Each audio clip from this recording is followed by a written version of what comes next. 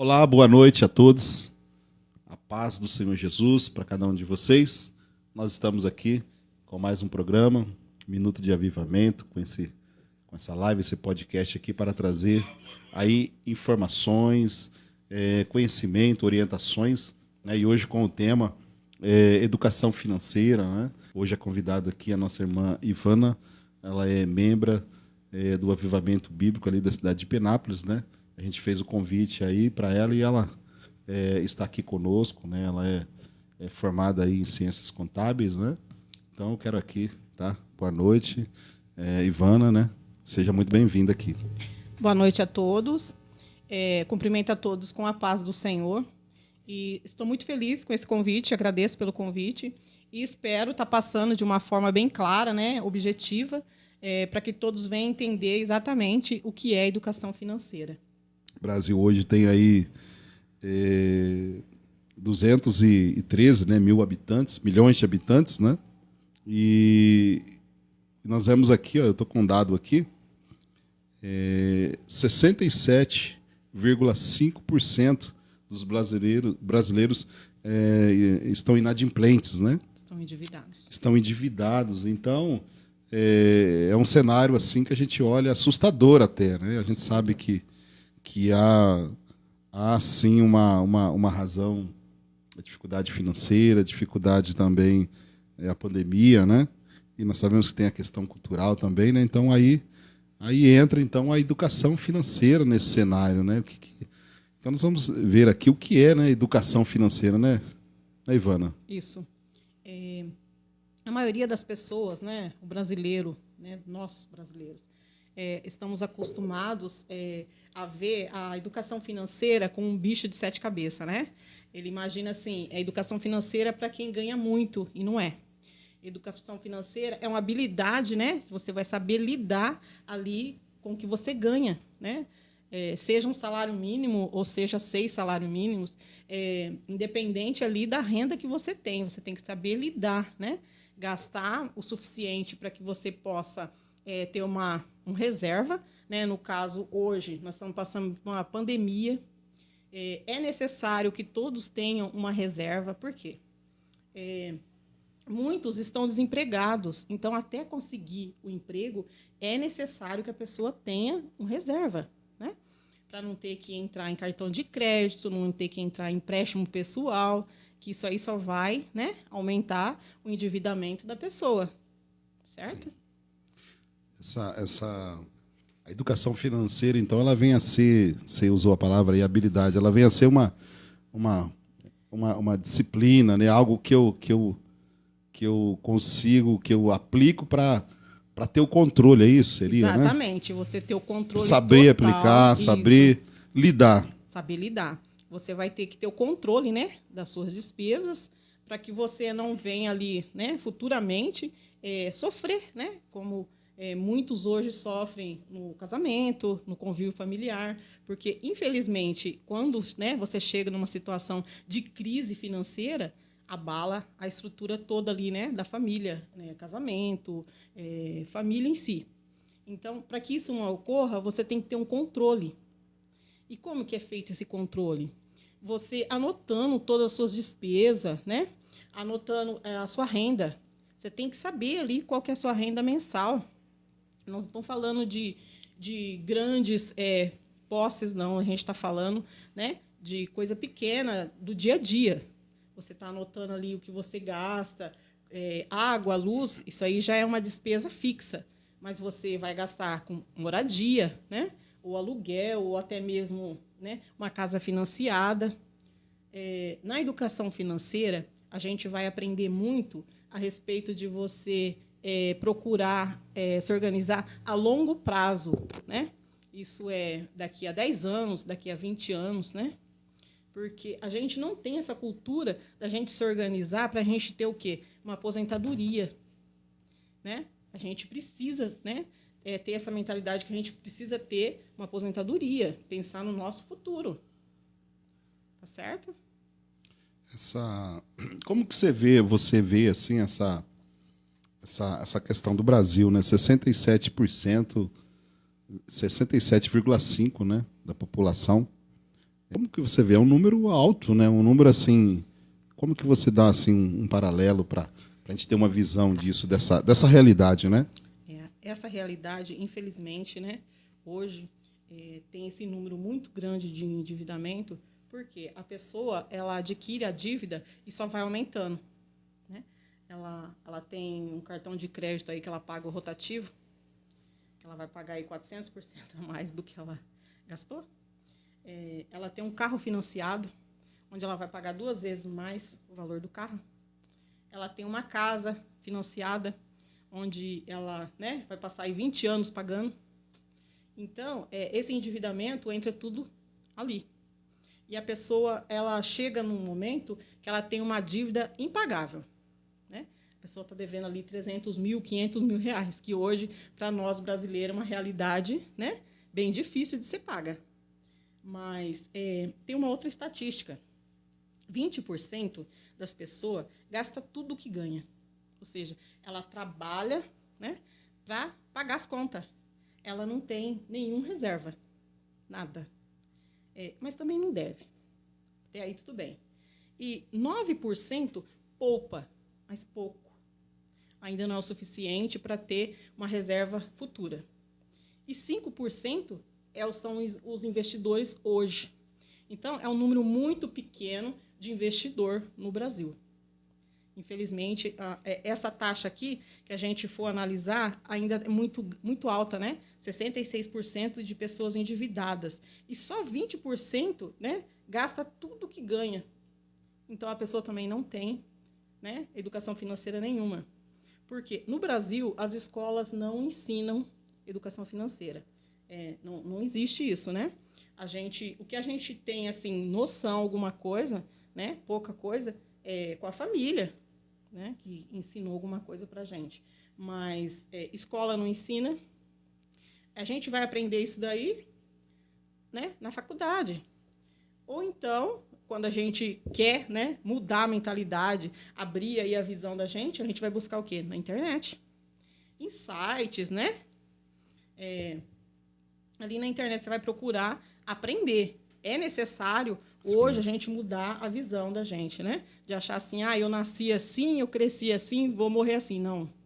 Já passou da hora da gente mudar a mentalidade da gente, né? É necessário mudança, né? E a educação financeira chegou para isso, para a gente mudar os nossos hábitos, né? Nos organizar, estar ali disciplinados, né? Com as nossas contas todo mês. Eu vejo assim, também no Brasil, que você citou aí mesmo a questão, né, da educação. A gente não teve isso, né, na escola, essa coisa, essa orientação. E eu mesmo, tiro por mim, né? A gente não tive assim, na escola essa orientação e nem da família. Entendi. Né? Lógico que isso é questão da cultura familiar e tudo, né? Não é uma coisa assim que nossos pais foram culpados, porque de repente os pais também não receberam e assim foi, né? E a gente vê assim, no Brasil, como eu tô com 46 anos, e a gente vai tendo uma visão, né, do mundo real, do contexto do brasileiro, né, a cultura, o costume, a gente vai vendo as crenças também acerca do dinheiro, as crenças negativas, né, em relação ao dinheiro, né, que o dinheiro é do diabo, que o dinheiro é uma maldição, que você...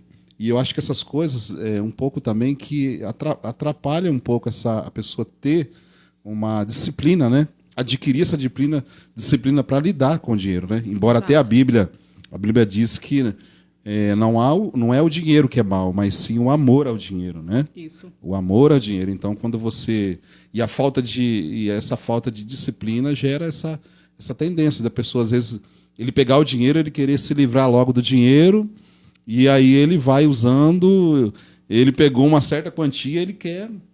Quanto mais rápido ele se livrar do dinheiro, aí entra o consumismo. Aí entra, acho que, dá margem para essas vertentes, né? Essas coisas, assim, ele conduzir o dinheiro de uma forma, assim, sem controle, né? Exato. Isso tudo entra na mentalidade, né? É que a gente tem que mudar, né? O dinheiro em si, ele traz felicidade, sim, né? A gente tem que esquecer coisas que a gente aprendeu, né, quando criança, que dinheiro não traz felicidade. Então, você vai pegar o dinheiro, vai consumir e gastar tudo, né? E não é bem assim. Para você ter uma qualidade boa de vida, você precisa do dinheiro, né? Então, a gente tem que mudar, né? A mudança tem que começar por aí, da gente ter, sim, uma educação financeira, da gente se organizar, né? Da gente ter uma disciplina, da gente saber exatamente onde a gente está gastando o nosso dinheiro, porque a gente tem que dar valor no nosso dinheiro, porque ninguém dá dinheiro para a gente, né? Para a gente ter alguma coisa, a gente tem que fazer o quê? A gente tem que trabalhar, a gente tem que batalhar, correr atrás. Então, para isso, a gente tem que mudar, né, a nossa mentalidade e começar, né, a poupar, né? Às vezes a pessoa fala assim, mas hoje no Brasil o desemprego está muito grande, como que a pessoa vai poupar? Tá. Mas e quando a pessoa estava trabalhando? Né? Fica aí a pergunta, e quando a pessoa estava trabalhando, o que ela fez com o dinheiro? Então, a gente está falando de pessoas que hoje estão trabalhando, pessoas que estão ali empregadas, né? Então, é necessário, sim, poupar, guardar. Né? O investir vai ser, né, futuramente, você vai conseguir, porque você tem um dinheiro ali guardado, um dinheiro que você poupou, você vai poder investir sim lá no futuro, né? Sim. Mas agora a gente está falando na educação financeira a questão da gente ter, né, o reserva, né? Porque se você não tem, como que você, né, vai conseguir investir lá na frente, né? Porque a gente tem que ter projeto, a gente tem que ter meta, a gente tem que ter propósito, né? Porque se você não tem, você vai gastar, porque você não pensa no futuro, né? Tá bom assim para mim. Naquele momento, né? Momentâneo. Só que a gente tem que pensar lá há 5 anos, há 10 anos. Tem aqui algumas perguntas, né? O que leva uma pessoa, né, ao endividamento? O que realmente o que leva essa pessoa, às vezes, ao endividamento?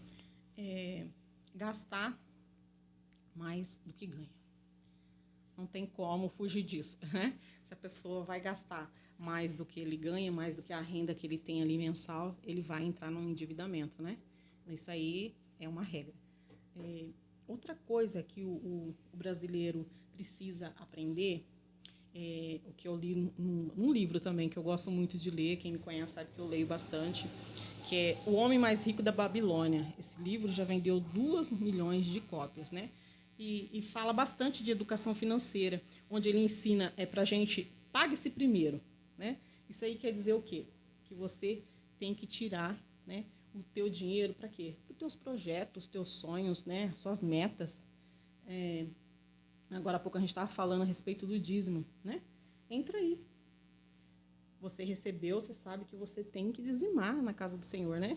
Então, você não tem que esperar sobrar. Você já vai fazer ali, né? Você já vai tirar ali os 10%. E ali, nesse pague-se primeiro, né? Você pode fazer exatamente isso. Você vai tirar, né? Por exemplo, você faz as suas contas, tudo certinho, né? Por exemplo, eu tenho projeto de ir para a praia no final do ano. Quanto que eu vou gastar para mim ir para essa viagem? Quanto que eu tenho que economizar? Então, todo mês você já sabe que aquele valor ali é da viagem. Então, você já tem uma meta, você já tem um objetivo.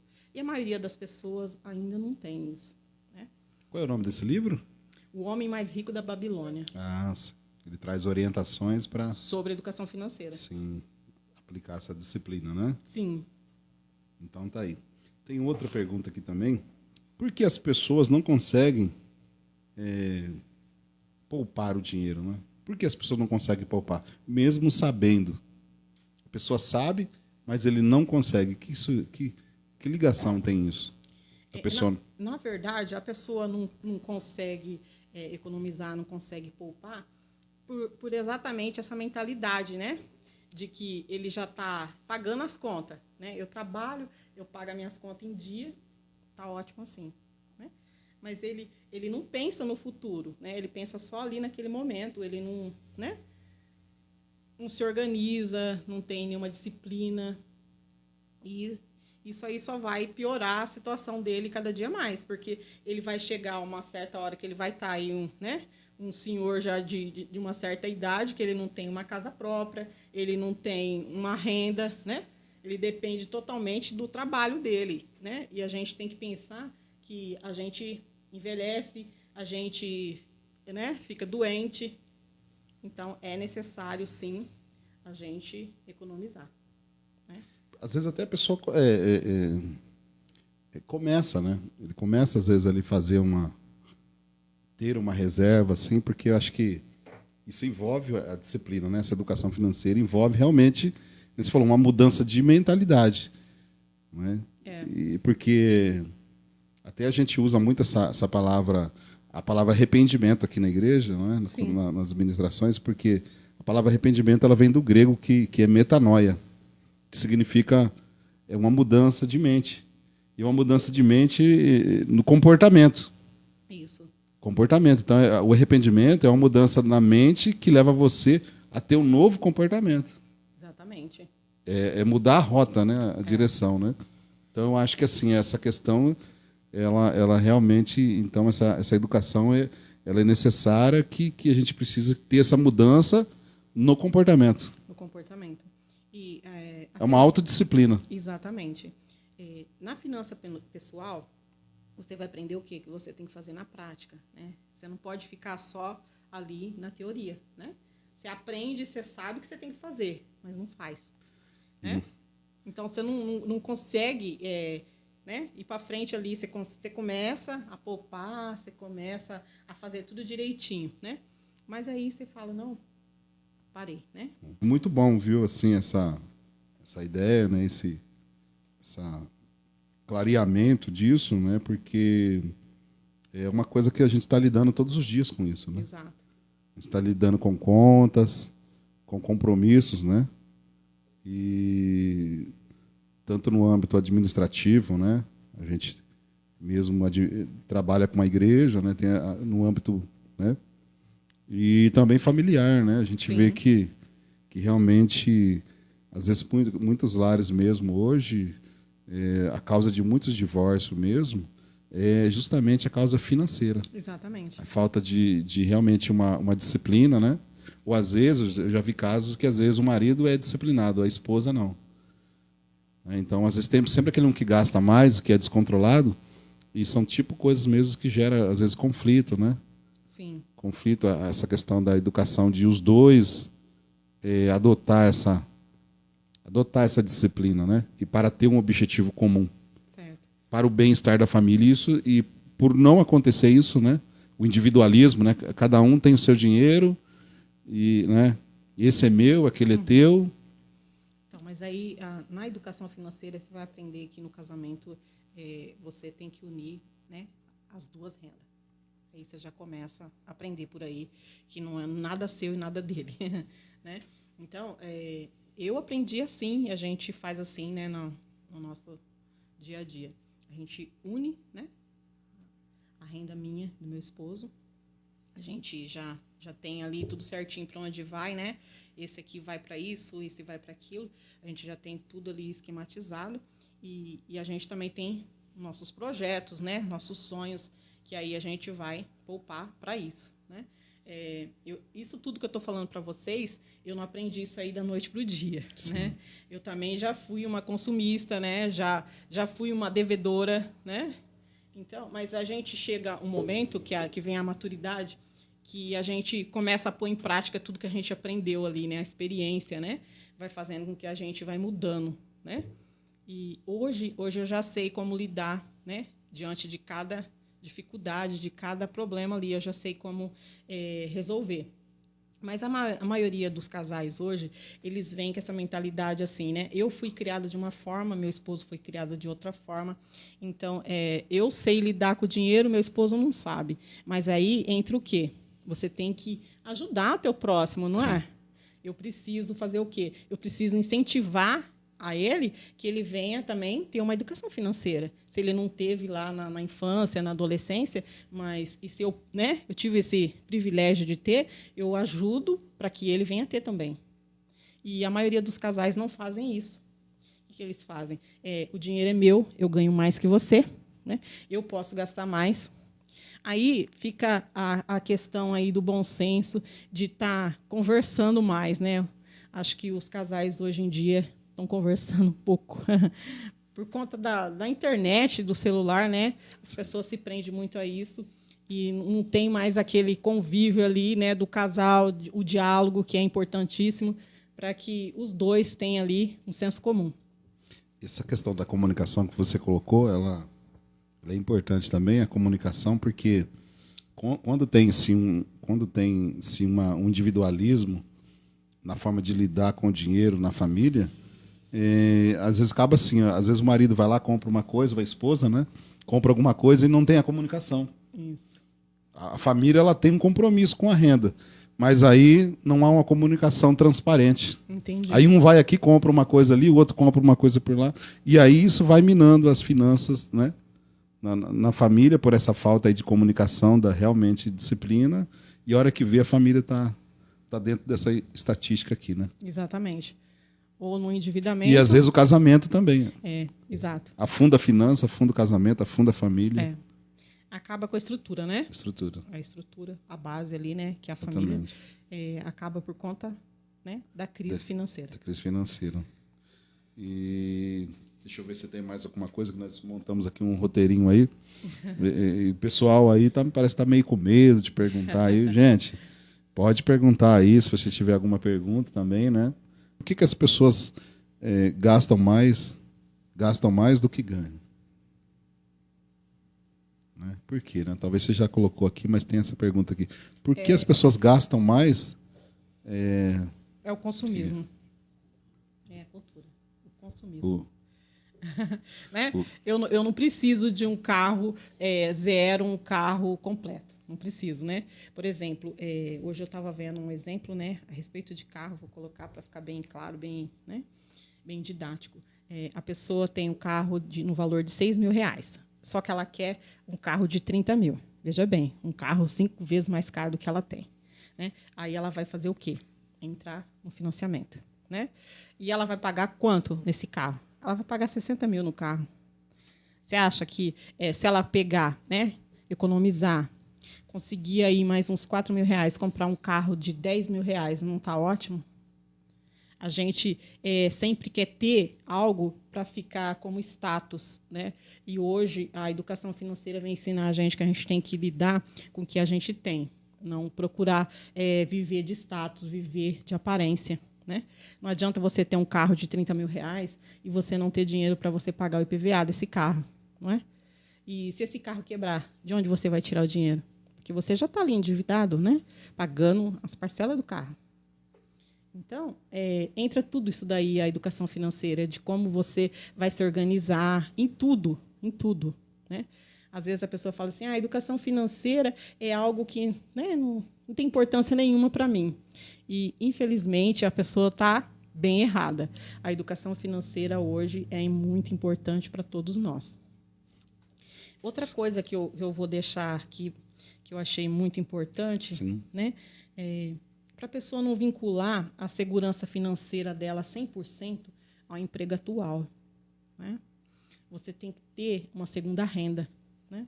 Fazer algo que você gosta, né? Pode ser até um hobby, desde que você tenha uma renda. Né? Porque a hora que você ficar desempregado, você vai precisar dessa renda. Né? Até você conseguir um outro trabalho. Porque ninguém é insubstituível. Você pode estar numa empresa hoje, num cargo, né, aí que você ganha bem, mas amanhã ou depois você pode perder esse emprego. Então, você não pode ficar ali preso somente a essa renda, você entendeu? 100% a essa renda, porque essa renda pode, né, uma hora ou outra acabar. E aí, como que você vai fazer? Entendeu? Essa situação assim também a pessoa, vamos supor que a pessoa ganha 1.000, né? De repente ela teve um reajuste lá de, vamos pôr R$200, né? Mas de repente ela compromete os 200. Tem isso também, né? Essa questão desse impulso, né? Esse impulso de gastar, de não ter o autocontrole. E aí a gente pega assim que é como se fosse um buraco sem fim. Exatamente. Né? É um buraco sem fim que nunca vai ter fim, porque, porque vai virar um ciclo, porque quanto mais a pessoa aumenta a renda, aumenta os gastos. Exatamente. Então ela vai sempre assim, vai aumentando e vai aumentando os gastos também. Eu acho que esse ponto tem que ser analisado também, né? De ter esse controle aí, né? Tá. Não é porque aumentou a renda, eu vou aumentar os gastos também. Exatamente. A maioria das pessoas, né, que são assalariados, eles gastam as férias deles antes de receber, entendeu? Eu vou receber minhas férias em dezembro, né? Aí ele conta assim, por exemplo, eu ganho R$1.200, então, a hora que chegar em dezembro, eu vou ter R$2.400, mas não é, né? Porque as férias é só 1/3, né, do teu salário.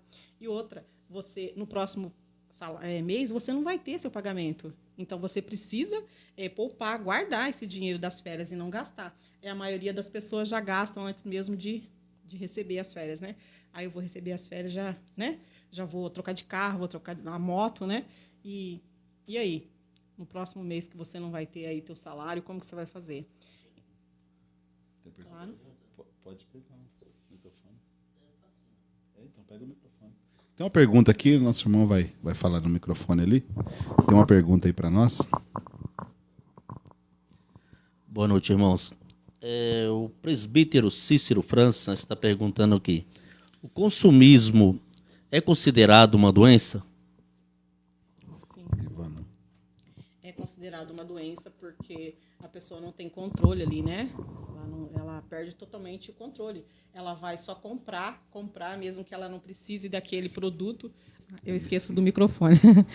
Mesmo que a pessoa não precise, né, do produto, daquele produto que ela está comprando, adquirindo, mas o consumismo faz com que a pessoa, né, a cada vez mais esteja, né, comprando mais. Não usa, às vezes acaba doando para alguém ou acaba ali estragando, né? Mas o dinheiro da pessoa foi ali empatado, né, naquele produto, sem que ela tenha nenhum controle do que ela está fazendo com o próprio dinheiro, né, que ela suou para conseguir, né? Então, o consumismo, sim, é considerado uma doença. E é necessário um tratamento, né? Porque uma terapia. A gente vive no Brasil assim, né? Esses dias nós tivemos aqui um quadro também que nós falamos sobre o excesso, né? Todos os excessos, como que os excessos na nossa vida são prejudiciais, né? Sim. E a gente vê no Brasil mesmo na questão financeira que tem muita coisa ligada às emoções, né? Do brasileiro, né? Porque o brasileiro tudo ele, eu estou sentindo, eu desejo, eu mereço isso, né? Então parece que é uma coisa assim que vai e isso realmente acaba, porque na verdade o endividamento, né? Ele traz problemas sérios, né? Com certeza. De depressão, né? Isso gera uma ansiedade, uma série de complicações, né? Sim.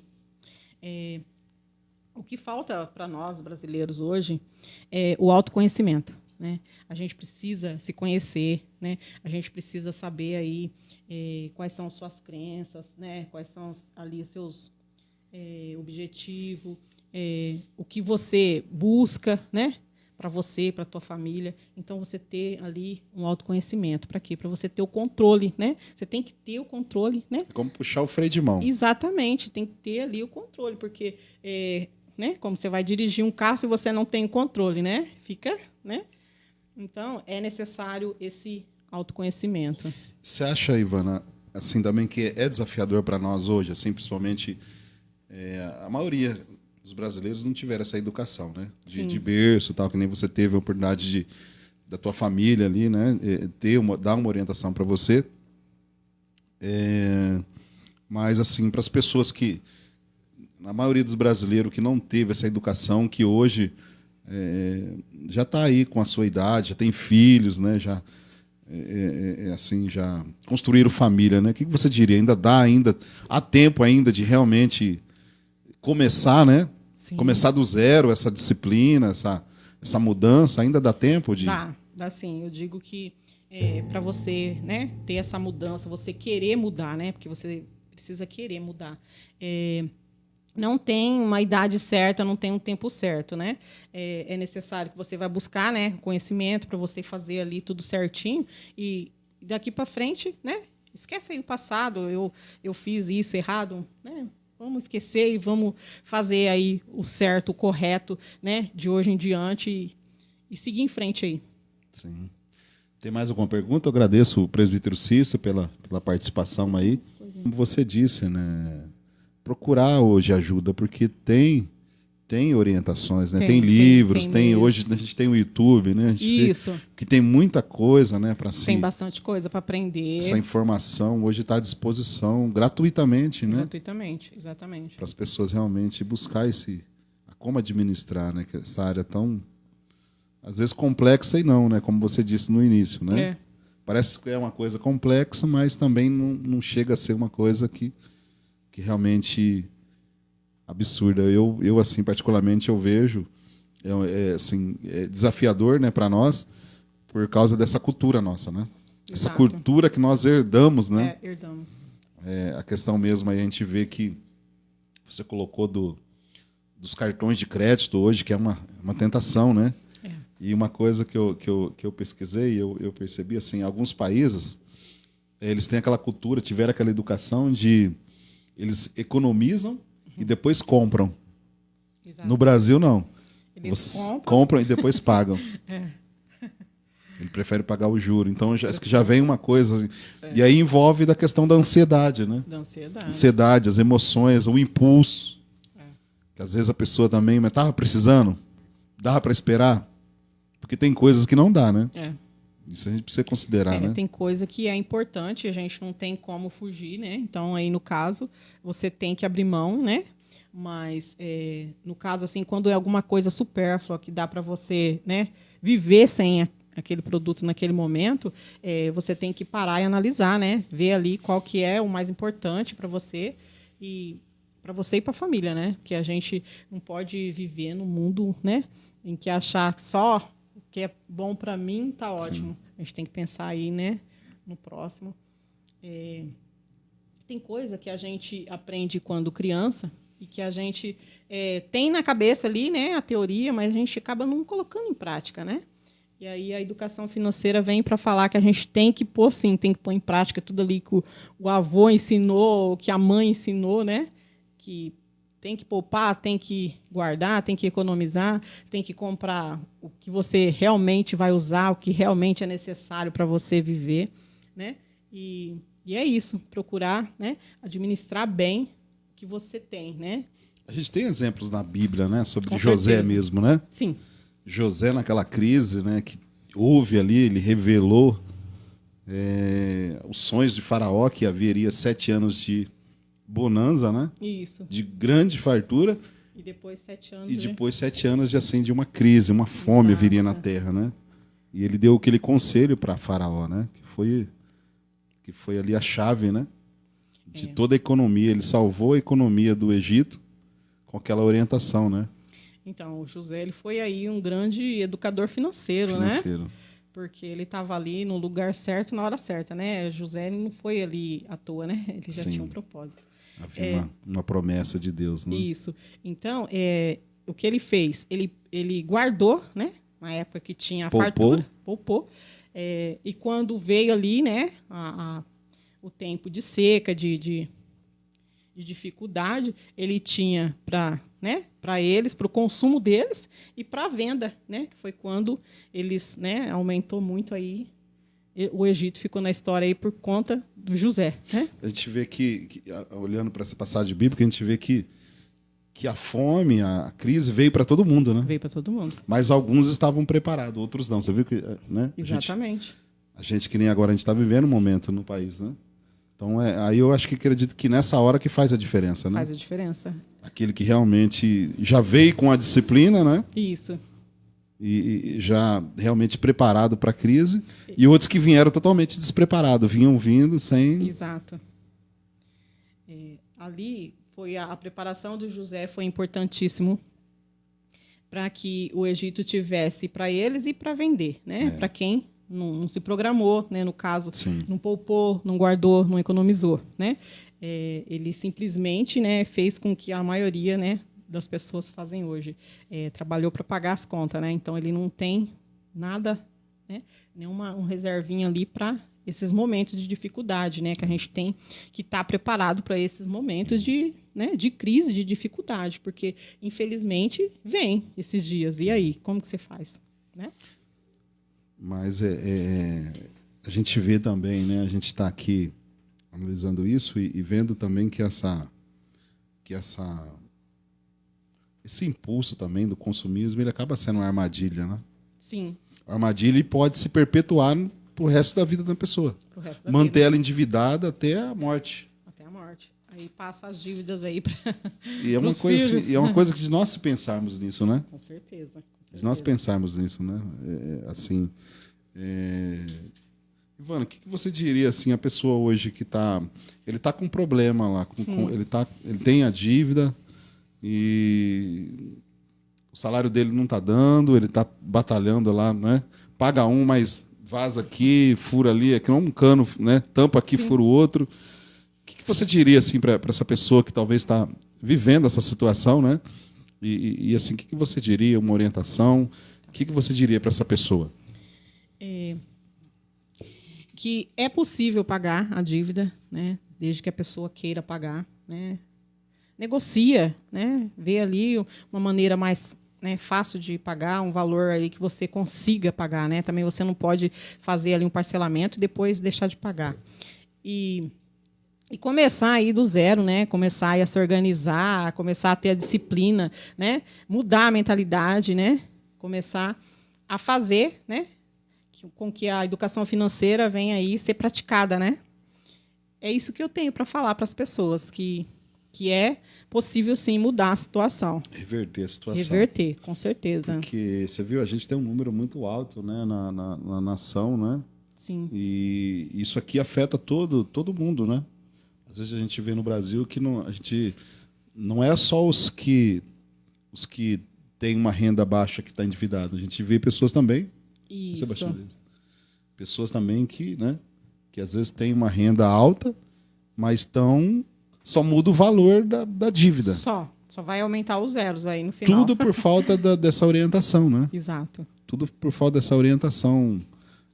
A orientação e a prática também, né? Porque às vezes a pessoa vai lá, ele faz o curso, né? Uhum. Mas se ele não aplicar, exatamente, não vai surgir efeito, porque eu vejo assim que realmente precisa assim de um posicionamento, de uma mudança de mente e também uma autodisciplina, né? Autodisciplina. Porque você fazer... É como se você fez tudo errado e agora você começar a fazer... Tudo certo. Tudo certo. Porque como aquilo já criou um hábito desde a infância, né? E às vezes a gente vê também que até nós, no nosso âmbito cristão, às vezes a pessoa vem para a igreja, mas ele vem com aquela cultura. Exato. Ele vem com aquela cultura de lidar com o dinheiro daquela forma e muitas vezes ele sofre. Sofre porque ele também não quer buscar mudança, né, pastor Denilson? A pessoa, ele quer continuar daquele jeito, né? E não tem como forçar, né? É algo assim que é individual, a pessoa tem que escolher, né? Fazer uma escolha.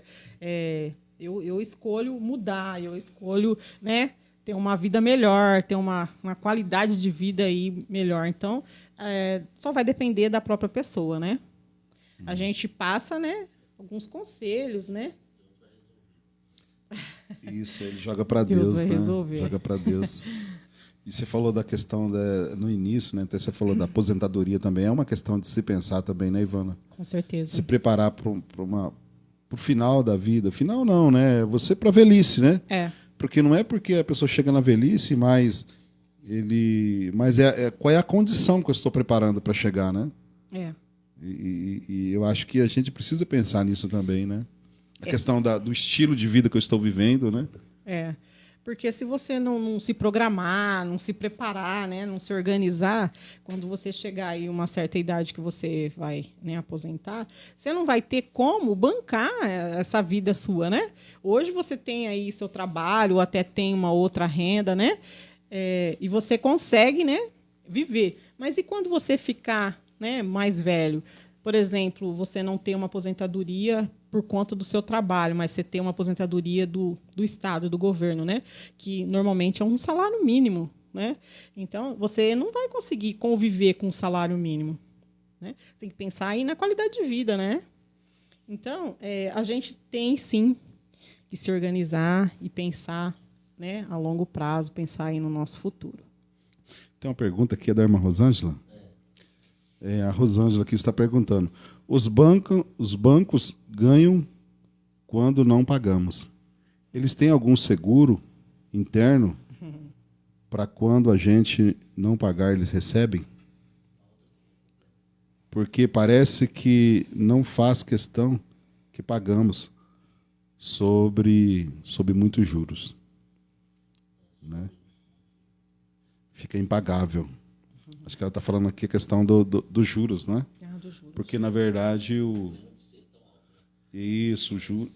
juros... exatamente, porque O assim... banco não perde, né, gente? O banco ele já vai tirar todo o lucro dele ali nos juros, no cartão de crédito rotativo, né? No cheque especial. Então, ele não vai perder. Se a pessoa, né, não pagar a sua dívida, o banco não vai perder, porque ele já tirou ali o valor, né? Na verdade, você vai pagar a dívida aí 2, 3 vezes, né? Como é o caso do rotativo do cartão de crédito. Você já pagou o valor. Você deve R$400, mas se aí chegar no final do ano, você está devendo 1.000. É complicado.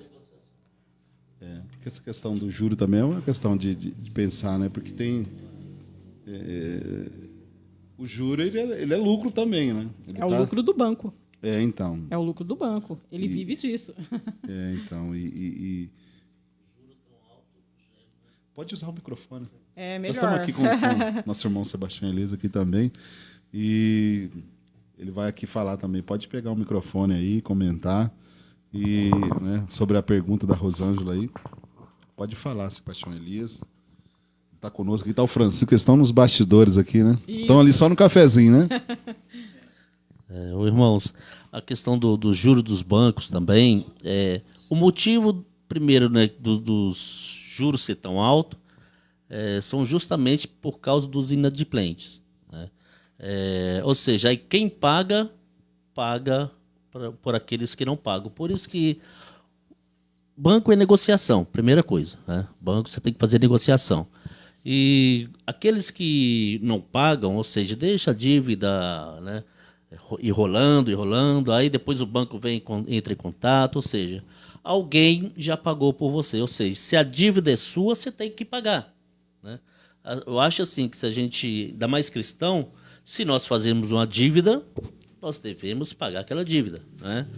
E então o banco ele ganha com os bons pagadores, em primeiro lugar.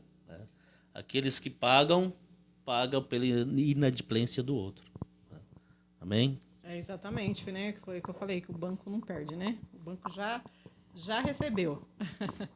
Então, é por isso que eu falo, né? A gente tem que se controlar para quê? Porque senão você vai estar dando dinheiro para quem já tem dinheiro. O cartão de crédito mesmo, mas ele vai virando uma bola de neve. Nossa, né? A primeira coisa que a gente aprende, né? Na educação financeira, quebre todos os seus cartões de crédito. Eu paguei o mínimo. Aquilo foi um tiro no meu pé. Exato. Então, mas a gente erra para aprender, né? E eu acho que muitas pessoas, né? E foi um grande erro. Então, assim, a gente vai aprendendo a ter essa disciplina, mas nunca mais na minha vida. É como você dever para o agiota, né? Você só vai pagar o juro. Você não paga a dívida, né? Você só vai pagar o juro. É o que acontece com o rotativo do cartão de crédito. Você vai ali e paga o mínimo. Então, você vai estar, né, pagando só o juro todo mês. A sua dívida está lá, só aumentando, só aumentando. Assim, essa questão mesmo que a gente está falando aqui, a Rosângela colocou a questão dos juros mesmo, né? É importante também, né, Ivana, a gente, antes de fazer uma compra também, mesmo que ela for parcelada e é uma coisa que ela precisa mesmo, né? É importante ver essa questão do juro também, né? Quanto você está pagando de juro, né? Não só ver o número de prestações, né? Às vezes a pessoa vê ali, é 24 de 50, né? 36 de 120, mas ele não somou o valor final. Exatamente. Ele somente viu que é uma parcela baixa, né? E numerosa. Isso vai ficar facinho para mim. Mas às vezes acaba sendo... Ele no impulso compra, mas depois... vai sofrer as consequências. As consequências, porque vai comprometer a renda dele. O que a gente aprende muito é que a gente não deve parcelar nada. Você deve, né, poupar, economizar, guardar, para você ir lá e comprar à vista. Não é possível isso? Você vai parcelar? Então, você vai pesquisar aonde é a menor taxa de juros, né? Qual é o meio mais fácil de eu estar pagando e não pagar tão alto, né, o valor aí dos juros. certo? Parcelar o menos possível, porque quanto mais parcela, mais juro vai aí aumentar, né? Então, é importante isso. Não parcelar. Mas se for necessário parcelar, né, procurar aí um juro mais baixo. E você acha assim também que se for uma coisa não tão importante, ela comprar à vista, né? À vista. Exato. Do que Parcelar. parcelar. Às vezes é uma coisa supérflua, né? Que dá para esperar 1, 2 meses, juntar e vai lá comprar. Exatamente. Às vezes consegue até um desconto, né? Com certeza. Do que, às vezes, parcelar e... Porque aí entra naquela questão que a gente estava falando, né? A gente não consegue controlar o que a gente não vê, né? É 25 aqui, 30 ali. Por isso E que você vai, existe, são valores pequenos, né? Mas no final... por isso que existe, né, que eu falei no início aí, sobre a planilha aí no Excel, de você estar anotando ali, né, todas as suas despesas, todas, né? Ah, mas eu comi um salgado. É despesa, né? Você não ganhou aquele salgado, você pagou por ele, então é uma despesa. Então, é necessário, né, você ter toda essa anotação. Faz essa anotação 1 mês, 30 dias, né? Eu sempre falo, leva uma cadernetinha, uma canetinha, anota tudo. Toda a minha despesa está ali anotada, os 30 dias. Chegar no final do mês, eu recebo tanto, tem, né, essa renda aqui. Mas a minha despesa, né, é essa, né, valor X. Então, você vai ter ali um controle onde você está gastando, onde você tem que mudar, né, o que você tem que fazer para melhorar ali onde você está gastando, né, além do teu limite. Então, a educação financeira, ela vem para isso, né, para nos ensinar a trabalhar com o nosso dinheiro de uma forma em que você não vá pagar 2, 3 vezes, né, por um produto. Você pode economizar, pagar à vista, ter um desconto, né, e economizar esse dinheiro para você fazer outra coisa que é importante para você, né?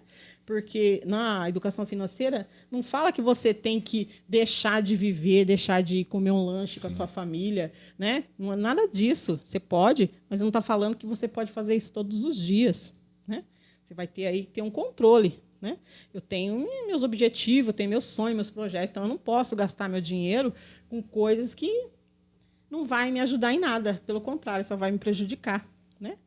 Então, a gente tem que ter isso aí, né? Esse controle, né, das nossas finanças, porque isso aí vai prejudicar a gente em tudo, né? Na vida familiar, né? Na nossa vida aí do convívio com o esposo, com a esposa, né? Porque é necessário ter, né, essa coisa aí toda balanceada, né? Você ter uma vida, né, de estabilidade, né? É necessário. Lendo o livro, né, que eu falei para você, O Homem Mais Rico da Babilônia, eu tirei 7, né? Sim, 7 itens que é para, né, para edificação aí das pessoas. Fica à vontade. Eu achei bastante importante, né? Eu resumi. Legal, pode passar para nós. Número 1. Comece a fazer seu dinheiro crescer. Então, aí, você já vai começar, né? Poupar, guardar, economizar. 2. Despesas necessárias é diferente de desejo, né? Que entra aí no consumismo, que a pessoa acha que precisa comprar, não vai usar, não vai precisar naquele momento, então, não, né? É bem diferente do que você necessita, né? Que é as suas despesas necessárias. Multiplique seus rendimentos. Ou seja, você tem que ter uma forma aí de você estar poupando ou investindo. Para quê? Para que você venha multiplicar a sua renda, né?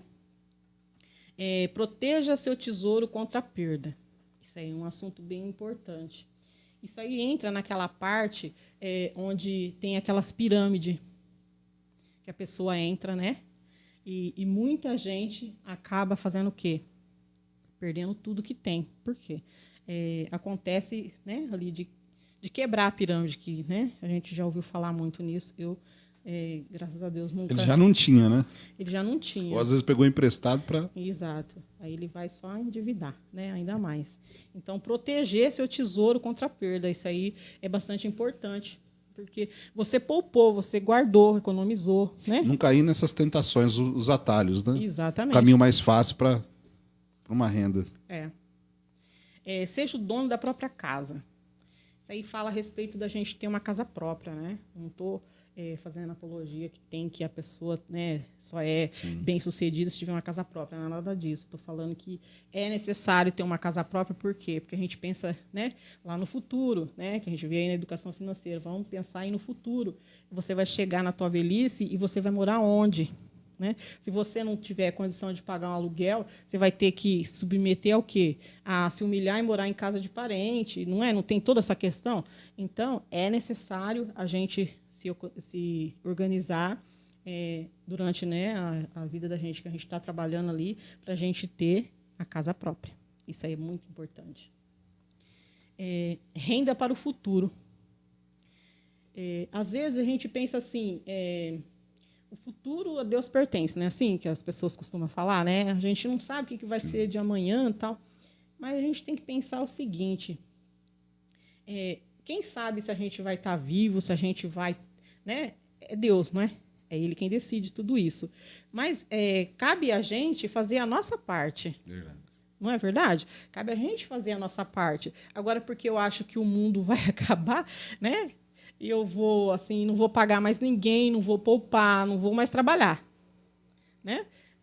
E não é por aí, gente. Deus, ele ajuda a gente, sim, com certeza, mas a gente tem que ter aí a nossa parte aí. Aumente a sua capacidade. Como assim que vai aumentar a capacidade, né? É aí que entra a parte da gente, do nosso conhecimento, da gente estudar, da gente, né, se aprofundar mais, saber o que é certo, o que é errado, o que eu posso fazer, o que eu não posso, o que eu tenho que mudar, o que eu não, né, o que eu não preciso mudar, que está bom. Então, é necessário isso, você aumentar a sua capacidade, porque hoje você está nesse cargo, mas e se de repente você tem a oportunidade de você crescer dentro da empresa? Então, se você estuda, se você, né, tem um crescimento aí pessoal, você vai crescer dentro da empresa também. Então, a gente tem que pensar em tudo isso daí. Então, a educação financeira entra tudo isso. Legal.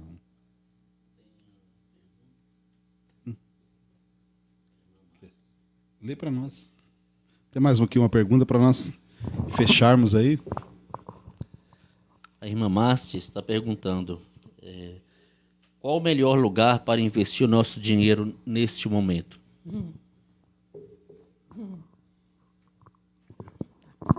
Nós conversamos, eu e o presbítero Elias, nós conversamos sobre isso ontem no culto, né? Um pouquinho antes. Hoje, a indicação para investimento é o Tesouro Direto. Né? Talvez não seja o melhor, mas para mim, a minha indicação é o Tesouro Direto. A segurança que traz, né?